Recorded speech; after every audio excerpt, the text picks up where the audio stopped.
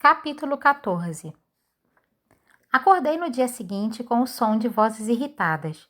Por um momento não fiz ideia de onde estava. A escuridão era quase perfeita, quebrada apenas por uma fresta fina de luz passando por baixo da porta.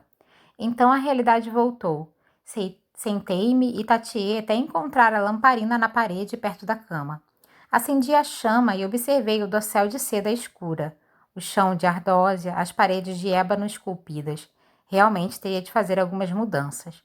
O quarto era um lugar depressivo demais para acordar nele. Era estranho pensar que eu realmente estava nos aposentos do Darkling, que tinha passado a noite em sua cama. Pensar que o tinha visto de pé nesse mesmo quarto. Chega disso. Joguei as cobertas para longe e coloquei meus pés na lateral da cama. Eu não sabia se as visões eram produto da minha imaginação ou alguma tentativa real do Darkling de me manipular, mas tinha de haver alguma explicação racional para elas. Talvez a mordida dos Nityevoia tivesse me infectado com alguma coisa. Se fosse esse o caso, então teria de encontrar um modo de curar esse mal.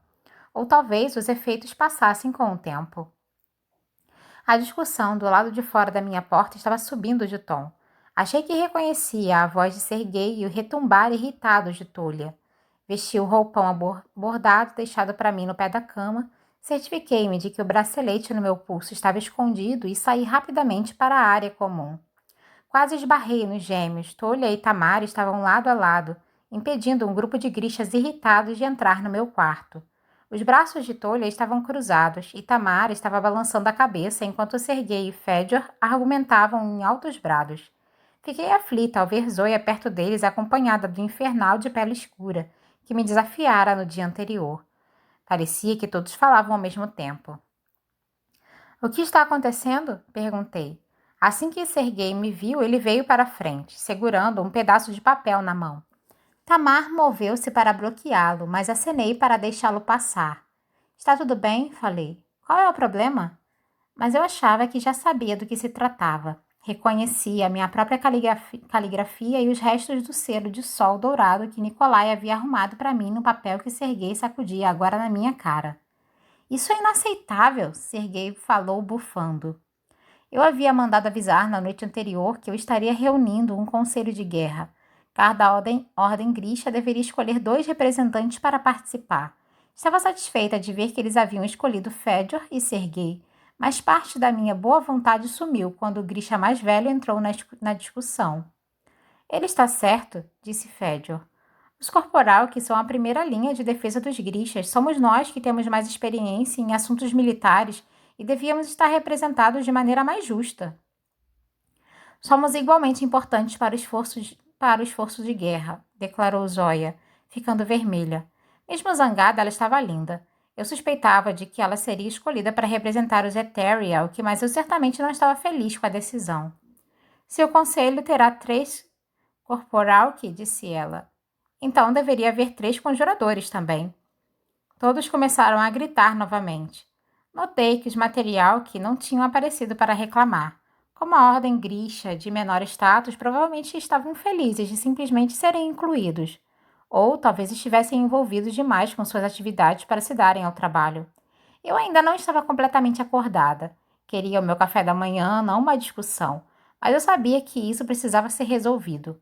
Planejava fazer as coisas de um jeito diferente, e talvez fosse bom que soubessem logo o quão diferente isso seria. Ou esse esforço iria falhar antes mesmo de começar. Levantei a mão e eles se calaram instantaneamente. Claramente eu tinha dominado esse truque. Talvez eles estivessem com medo de que eu fosse estragar outro teto.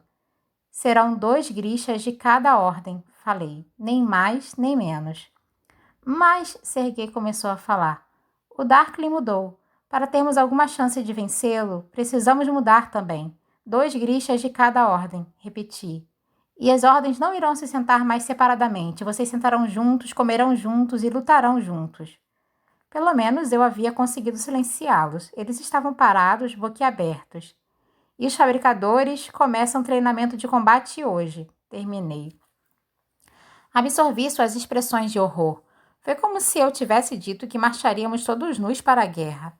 Os material que não eram considerados guerreiros, então ninguém havia se dado ao trabalho de ensiná-los a lutar. Parecia uma oportunidade perdida para mim. Use tudo e todos que estiverem na sua frente. Posso ver que estão todos entusiasmados, falei com um pequeno suspiro. Precisando muito de um copo de chá, andei até a mesa onde uma travessa de café da manhã havia sido colocada com pratos cobertos. Levantei uma das tampas, centeio e arenque. Esta manhã não estava começando muito bem. Mas sempre foi assim, gaguejou Serguei. Você não pode simplesmente ignorar centenas de anos de tradição, protestou o infernal. Será que vamos realmente discutir sobre isso também? Perguntei irritada. Estamos em guerra, com um poder antigo além da compreensão, e vocês querem brigar para ver quem se sentará ao seu lado no almoço? Não é essa a questão, disse Zóia. Existe uma ordem para as coisas, um jeito de fazê-las que... Todos começaram a tagarelar novamente, sobre tradição, sobre como as coisas eram feitas, sobre a necessidade de estrutura e de as pessoas saberem o lugar delas. Eu recoloquei a tampa no prato com um estrondo. É assim que vamos fazer as coisas, eu disse rapidamente, perdendo a paciência. Sem a arrogância dos Corporalki, sem as turminhas dos Eterialki, e chega de arenque. Zóia abriu a boca, mas então pensou 2 vezes e a fechou novamente. Agora vão embora, bradei. Quero tomar meu café da manhã em paz. Por um instante, eles simplesmente permaneceram parados. Então Tamar e Tolha deram um passo à frente e, para meu contínuo espanto, os Grishas obedeceram. Zóia parecia contrariada e a expressão de Serguei era tempestuosa, mas todos saíram da sala docilmente. Alguns segundos depois, Nikolai apareceu na porta e percebi que ele estava escutando no corredor. Muito bem, disse ele. Este dia será para sempre lembrado como a data do grande decreto do Arenque. Ele deu um passo para dentro e fechou a porta atrás de si. Contudo, não foi o tom mais inspirado do mundo. Não tenho seu talento para bancar entretida e distante, falei, sentando-me à mesa e devorando ansiosamente um rolinho. Mas nervosa parece estar funcionando para mim. Um servo correu para me trazer uma xícara de chá de samovar. Estava escaldante e o enchi de açúcar. Nikolai pegou uma cadeira e sentou-se sem cerimônia. Você realmente não vai comer isso? Disse ele, já empilhando os arenques em seu prato. É repulsivo, falei sucintamente. Nikolai deu uma bela mordida. Você não sobrevive no mar se não aguentar comer peixe. Não banque o marinheiro de primeira viagem comigo. Eu comi no seu navio, lembra? O chefe de Stunhond não estava servindo exatamente bacalhau e biscoito. Ele deu um suspiro pesaroso. Queria ter trazido Burgos comigo. As cozinhas da corte parecem acreditar que uma refeição não está completa se não estiver nadando em manteiga. Apenas um príncipe reclamaria de manteiga demais. Disse ele pensativo, apalpando seu estômago duro. Talvez uma pança real me desse mais autoridade. Eu ri, então quase pulei quando a porta se abriu e Mali entrou. Ele parou quando viu Nikolai. Não me dei conta de que você jantaria no pequeno palácio, Moitsarevki. Ele se curvou duramente para Nikolai e então para mim. Você não precisa fazer isso, eu disse. Sim, ele precisa. Viu? O príncipe concorda, disse Mali, juntando-se a nós na mesa. Nikolai sorriu. Eu já tive muitos apelidos, mas esse é facilmente o que mais preciso.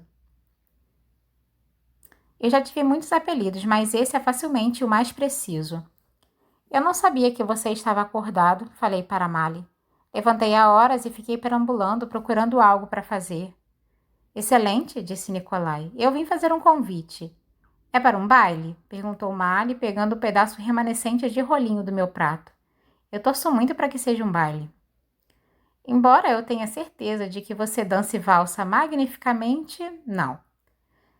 Javalis foram vistos nas florestas perto de Balakirev. Um grupo de caça parte amanhã e gostaria que você fosse junto. Marley ergueu as sobrancelhas. Com poucos amigos, Vossa Alteza. E muitos inimigos, retrucou Nikolai, mas não estarei lá. Meus pais não estão exatamente prontos para me deixar sair de suas vistas. Falei com um dos generais e ele concordou em ter você como seu convidado. Mali inclinou-se para trás e cruzou seus braços. Entendo.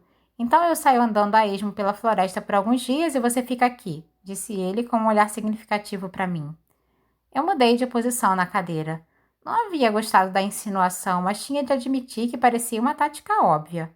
Óbvia demais para Nikolai, na verdade. Sabe, Para duas pessoas em paixão eterna, vocês são bem seguros, disse Nikolai. Alguns dos membros de mais alta patente do primeiro exército estarão no grupo de caça e meu irmão também. Ele é um ávido caçador e eu vi pessoalmente que você é o melhor rastreador de Ravka. Pensei que deveria ficar protegendo a Lina, Mali disse, não perambulando com um bando de nobres mimados. Tolha e Tamar podem fazer isso enquanto você estiver fora, e essa é uma chance para você fazer algo de útil. Ótimo, pensei, vendo os olhos de Mali se estreitarem. Simplesmente perfeito. E o que você estará fazendo de útil, Vossa Alteza? Eu sou um príncipe, disse Nikolai. Ser útil não faz parte do meu trabalho, mas... Ele adicionou. Quando não estiver descansando e sendo lindo, estarei tentando equipar melhor o primeiro exército e obter informações sobre a localização do Darkling. Ouvi dizer que ele entrou no Sikurzoi. Mali e eu nos endireitamos ao ouvir isso.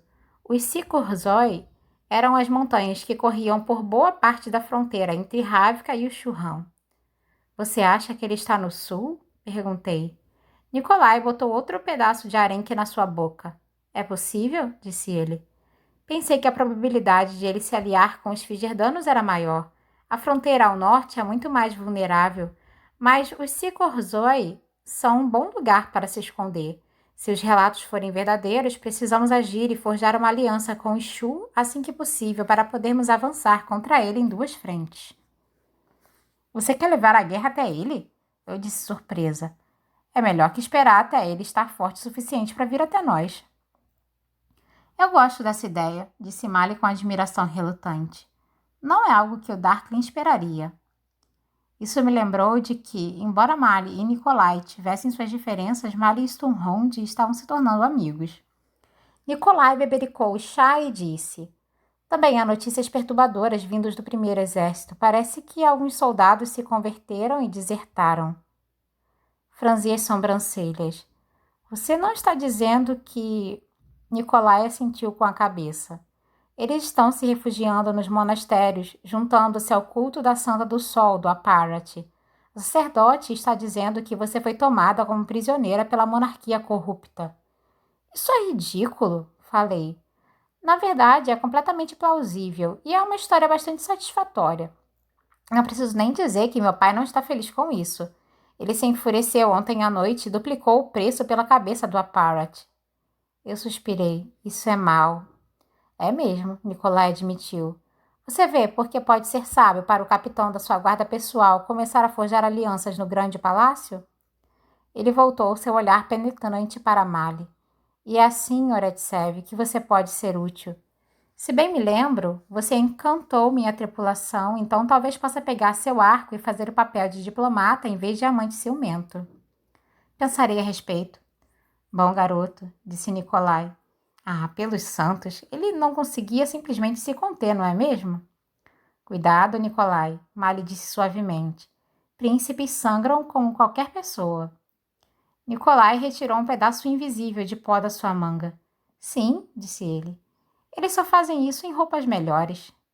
Mali se levantou, sua cadeira arrastando no chão. Preciso de um pouco de ar.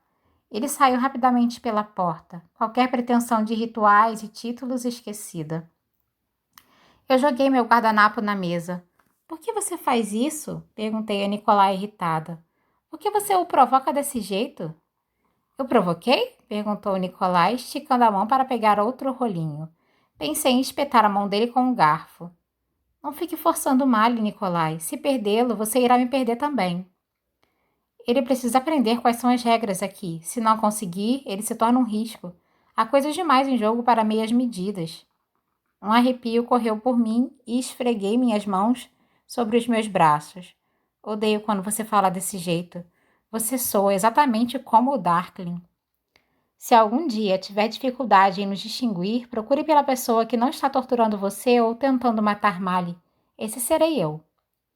Você tem certeza de que não faria isso? Retruquei. Se isso o colocasse mais próximo do que deseja, do trono, de sua grande chance de salvar Ravka, tem certeza de que não me levaria para ser executada pessoalmente? Eu esperava outra resposta irônica de Nikolai, mas ele reagiu como se tivesse levado um soco no estômago. Ele começou a falar, parou e então balançou a cabeça. Pelos santos, disse ele com um tom entre o espanto e o nojo. Eu realmente não sei. Eu me afundei de volta na cadeira. Sua confissão deveria ter me deixado furiosa, mas sentia raiva me abandonando. Talvez fosse sua honestidade, ou talvez fosse porque tinha começado a me preocupar com o que eu mesma seria capaz de fazer. Ficamos sentados em silêncio por um longo minuto. Ele esfregou sua mão na nuca e se levantou lentamente. Na porta, ele se deteve. Sou ambicioso, Alina. Sou dedicado, mas espero ainda saber a diferença entre certo e errado. Ele hesitou. Falei sério quando prometi a você sua liberdade. Se amanhã decidir correr de volta para Novi Zen com Mali, eu irei colocá-la em um navio e deixarei que o mar a leve. Ele me encarou, seus olhos castanhos fixos nos meus. Mas eu lamentaria sua partida. Ele desapareceu no corredor, seus passos ecoando pelo piso de pedra. Fiquei lá um pouco, mordiscando meu café da manhã, processando as palavras de despedida de Nikolai. Então me sacudi um pouco. Eu não tinha tempo para dissecar suas razões. Em apenas algumas horas, o Conselho de Guerra se reuniria para falar sobre estratégia e a melhor maneira de levantarmos uma defesa contra o Darkling. Eu tinha muitos preparativos para fazer, mas primeiro precisava fazer uma visita. Conforme eu abotoava os botões em formato de sol do meu kefta dourado e azul, balancei a cabeça em um lamento. A Bagra não perderia tempo zombando de minhas novas pretensões. Eu penteei meu cabelo e então saí furtivamente do pequeno palácio pela entrada do Darkling, cruzando o terreno até o lago. O servo com quem conversei disse que Bagra havia adoecido pouco depois do festival de inverno e desde então havia parado de aceitar alunos. É claro que eu sabia a verdade. Na noite da festa, Bagra tinha revelado os planos do Darkling e me ajudado a fugir do pequeno palácio. Então, ela ocultou minha ausência para que eu ganhasse algum tempo. A ideia dele furioso ao descobrir o engodo dela repousava como uma pedra em meu estômago.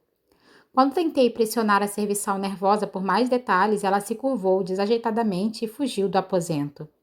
Ainda assim, Bagra estava viva e estava aqui.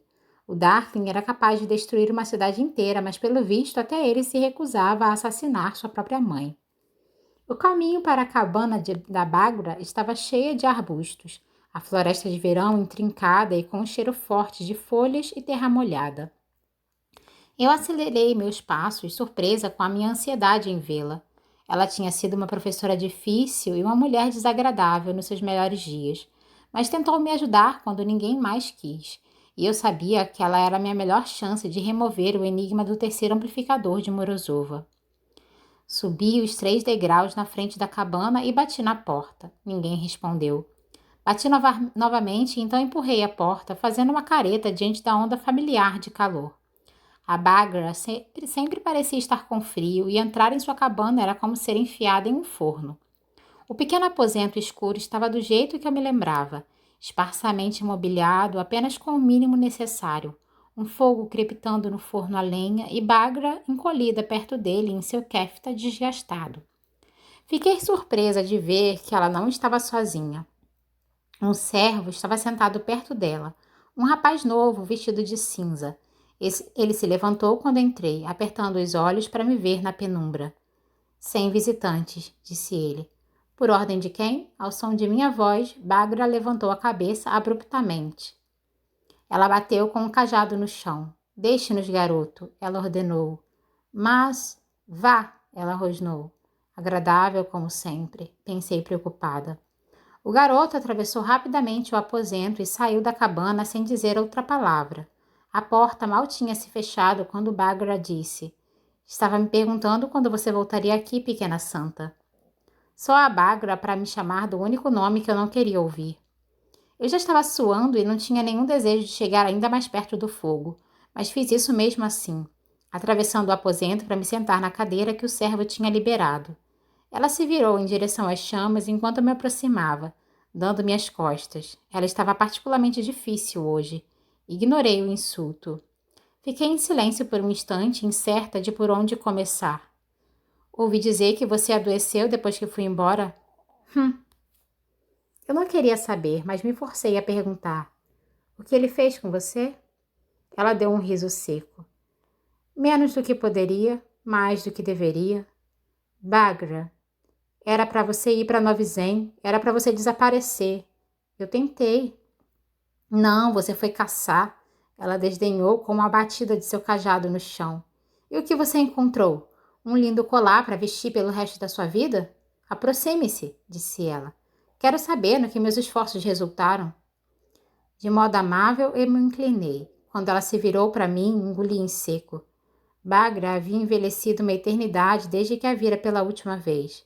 Seus cabelos negros estavam esparsos e ficando grisalhos. Suas feições fortes tinham se borrado. O traço firme de sua boca parecia fundo e macio. Mas não era por isso que eu tinha levado um susto. Os olhos de Bagra tinham sumido. Onde eles deveriam estar, só havia 2 poços escuros, sombras dançando em suas profundezas indevassáveis. Bagra, falei sufocada. Estiquei a mão para ela, mas ela se afastou do meu toque. Me poupe da sua piedade, garota. O que ele fez com você? Minha voz era pouco mais que um sussurro. Ela deu outro riso áspero. Ele me deixou no escuro? Sua voz era forte, mas, sentada perto do fogo, percebi que era a única parte dela que permanecia inalterada. Ela havia sido magra e dura, com a postura precisa de um acrobata. Agora, havia um pouco de tremor em suas mãos anciãs e seu corpo estava ágil. E seu corpo antes ágil parecia simplesmente esquelético e frágil. Me mostre, disse ela, esticando. Permaneci parada e deixei suas mãos passarem pelo meu rosto. Os dedos nodosos moviam-se como 2 aranhas brancas, passando pelas minhas lágrimas sem interesse, rastejando pela minha mandíbula até a base do meu pescoço, onde descansaram sobre o colar. Ah, ela sussurrou, as pontas de seus dedos acompanhando os pedaços brutos do chifre no meu pescoço, sua voz suave e quase melancólica. Eu gostaria de ter visto esse cervo. Eu queria virar a cabeça, evitar olhar os poços negros fervilhantes de seus olhos. Em vez disso, puxei a minha manga e segurei uma de suas mãos. Ela tentou se desvencilhar, mas eu segurei com mais força e coloquei seus dedos sobre a pulseira no meu pulso. Ela parou de repente. Não, disse ela. Não pode ser. Ela tateou as bordas das escamas do açoite do mar. Rosalie, ela sussurrou. O que você fez, garota? Suas palavras me deram esperança. Você sabe sobre os outros amplificadores. Fiz uma careta quando seus dedos fizeram pressão em meu pulso. É verdade? Ela perguntou abruptamente. O que dizem que ele é capaz de fazer? Dar vida às sombras? Sim, admiti. Seus ombros arqueados caíram ainda mais. Então ela jogou meus braços para longe como se fosse algo sujo. Vá embora! Bagra, preciso da sua ajuda. Eu disse vá embora. Por favor, preciso saber onde encontrar o pássaro do fogo. Sua boca afundada tremia um pouco. Eu traí meu filho uma vez, pequena santa. O que a faz pensar que eu faria isso de novo? Você queria impedi-lo? Falei hesitante. Você... Bagra bateu no chão com seu cajado. Eu queria impedi-lo de se tornar um monstro, mas é tarde demais para isso, não é mesmo? Graças a você, ele está mais longe de ser humano do que jamais esteve. Ele está muito além de qualquer redenção. Talvez, admiti. Mas Ravika não está além da salvação. O que me importa é o que acontecerá com esse maldito país? O mundo está tão bom assim para você achar que vale a pena salvá-lo? Sim, eu disse, e sei que você também acha. O que você sabe não daria para encher uma gaveta, garota. Está bem, falei, meu desespero superando minha culpa. Sou uma idiota, uma tola, estou desesperada, é por isso que preciso da sua ajuda. Não é possível ajudá-la. Sua única esperança era correr. Conte para mim o que você sabe sobre Morozova, implorei. Ajude-me a encontrar o terceiro amplificador. Eu não saberia nem começar a adivinhar onde encontrar o pássaro de fogo, e não contaria a você mesmo que soubesse. Tudo que eu quero agora é um quarto quente e ser deixada sozinha para morrer. Eu poderia lhe tirar esse quarto, falei com raiva. Seu fogo, seu servo obediente, talvez então você se sentisse mais disposta a falar.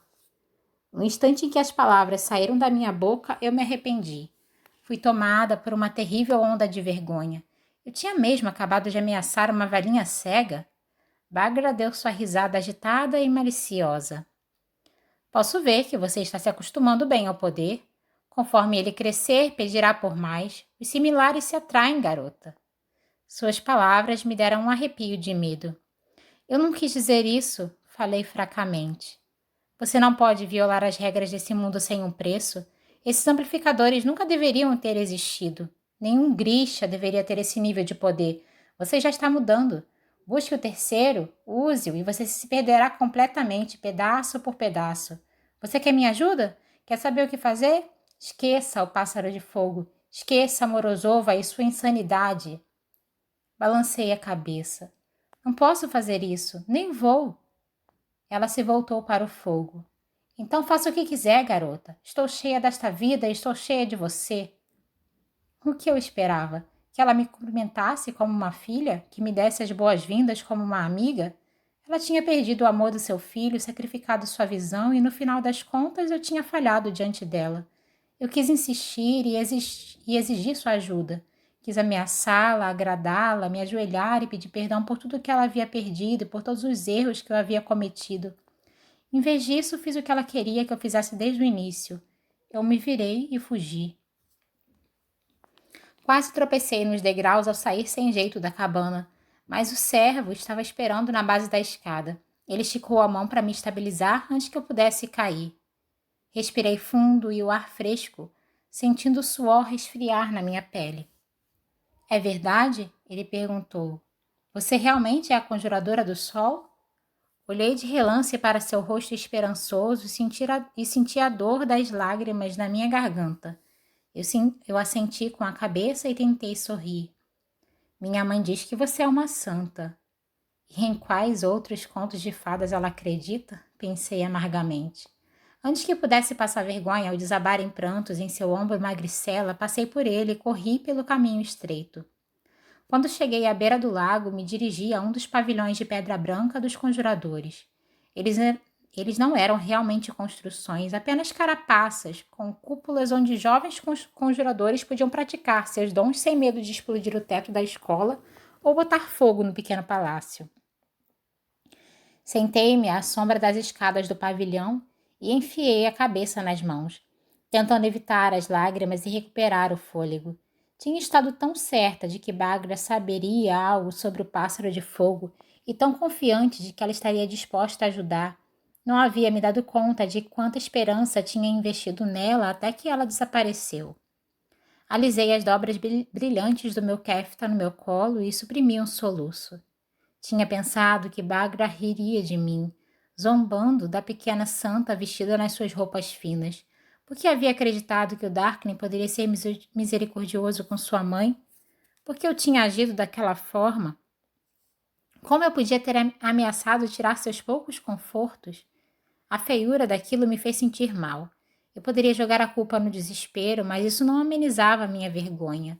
Nem mudava o fato de que alguma parte de mim queria voltar à cabana e cumprir aquelas ameaças, arrastá-la para a luz e extrair respostas de sua boca amarga e afundada.